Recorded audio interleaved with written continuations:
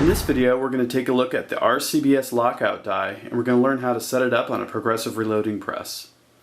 At first it can seem a bit intimidating, but with a couple handy tips and tricks, we're going to be up and running in no time. So what I'm going to demonstrate here is the bench method for dialing in the settings for the RCBS lockout die. So what I've got here is a 357 Magnum cartridge, and we've got that charged with powder at the level that we're going to be setting the die for. And what we're going to do is just push down on the case with the follower there, and we're going to adjust the level of the rod by holding one end and turning the other end. So what we're going to want to do is push down on the case. We're going to want to see this gold line up with the top of the die body when the case mouth comes in contact with this follower there, the inside sleeve. So let's see how we can do that. Alright, so we're going to just start with the die on the bench. We've got our case with the powder charge, and we're just going to insert the die into the case, and we can see here that the line is too high. So what we're going to do is hold this end and twist the two together and turn this so that we can get that line down even with the die body. So now you can see it's just barely above, and if we crank it down just a little bit more, I'm thinking that that's gonna go now.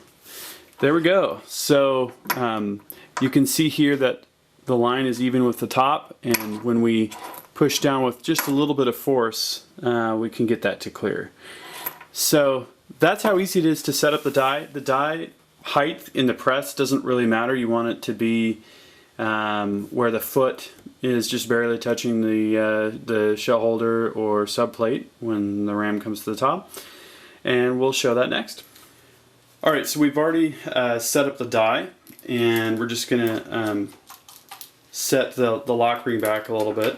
We've got Dillon XL 650 that we're working with here.